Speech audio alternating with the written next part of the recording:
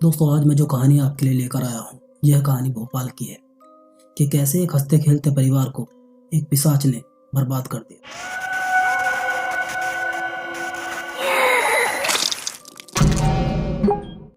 नमस्कार दोस्तों, आपका स्वागत है स्कैरी वॉइस यूट्यूब चैनल पर।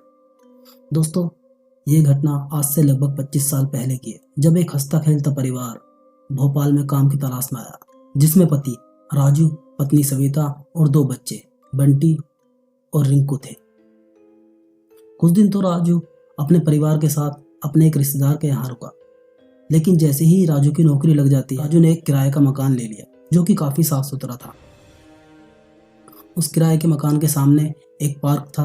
राजू ने सोचा कि मैं तो ड्यूटी पे रहूंगा, बच्चे अच्छे से पार्क में खेल लेंगे और सविता को भी काफी टाइम मिल जाएगा। और मकान मालिक से किराए की बात करके राजू ने मकान मालिक को 3 महीने का एडवांस दे दिया और ये बातें सविता को बताई। सविता भी काफी खुश हुई कि अब हम अपने मकान में रहेंगे। वो अपने तरीके से अपने घर को सजाना चाहती थी और वो दिन भी आ ही जाता है जब वो अपने नए मकान में शिफ्ट होते हैं। कुछ दिन तो उनके उस घर में अच्छे से कट जाते हैं, लेकिन एक रात जब राजू अपने ऑफिस से आता है तो देखता है कि सविता किचन में खाना बना रही है और दोनों बच्चे अपने रूम में खेल रहे हैं। राजू आकर कपड़े चेंज करता है, बाथरूम में जाता है, लेकिन देखता है कि बाथरूम का दरवाजा अंदर से बंद है। उसे लगा कि शायद कोई अंदर है और वो सविता के पास वापस आता है कि क्या कोई हमारे घर पर आया है। तो सविता कहती है, अभी तो हम यहाँ पे शिफ्ट हुए हैं, हमारे घर पर कौन आएगा। राजू ये सुनकर वापस बाथरूम की तरफ जाता है तो देखता है कि बाथरूम का दरवाजा खुला हुआ था और लाइट जली हुई थी। राजू ज्यादा ध्यान नहीं देता और हाथ धोकर आकर खाना खाने लगता है। उसी रात के लगभग 3 बजे बाथरूम से पानी चलने की आवाज आती है। पानी चलने की आवाज से सविता की आंख खुल जाती है। सविता देखती है बच्चे भी यहीं लेटे हैं, राजू भी यहीं है, तो बाथरूम में कौन है। सविता उठकर बाथरूम की तरफ जाती है, लेकिन सविता जो देखती है उसकी आंखें फटी की फटी रह जाती है। सविता को बाथरूम के अंदर एक कोने में एक साया खड़ा दिखाई देता है जिसकी आंखें लाल थी और वो सविता को ही देखे जा रहा था। ये देखकर सविता की चीख निकल जाती है। सविता की चीख सुनकर राजू की आंख खुल जाती है। राजू जब बाहर आता है तो देखता है कि सविता बेहोश पड़ी है। राजू उसको होश में लाने के लिए उसके ऊपर पानी डालता है और सविता से पूछता है कि क्या हुआ, तुम यहाँ कैसे लेटी हो। तो सविता को कुछ याद नहीं था। सविता बोली, पता नहीं मैं यहाँ कैसे आ गई, और जाकर दोनों अंदर लेट जाते हैं। अगली सुबह सब कुछ नॉर्मल था और राजू अपने काम पर चला जाता है। सविता बच्चों के लिए खाना बना रही थी कि तभी अचानक सविता को रिंकू के चीखने की आवाज आती है। रिंकू सविता का छोटा बेटा था।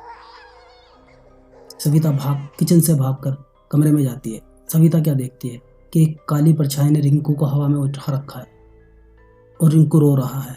सविता उस काली परछाई से रिंकू को छुड़ाने की नाकाम कोशिश करती है, लेकिन वो काली परछाई सविता को धक्का देती है और सविता का सर एक टेबल में जाकर लगता है।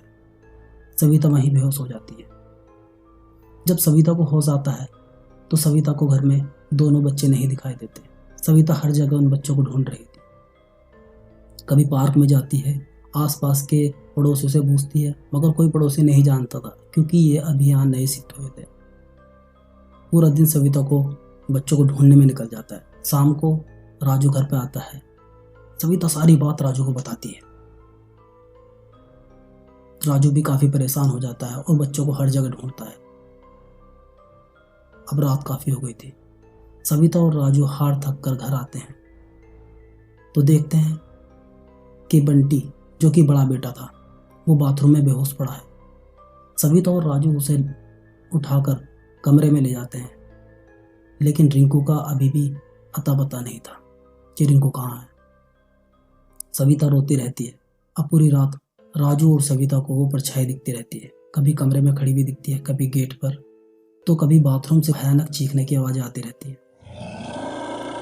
पूरी रात इनके डर के साथ गुजरती है और अगली सुबह जब दोनों कमरे से बाहर आते हैं तो बाहर का नज़ारा देखकर दोनों डर से कांपने लगते हैं।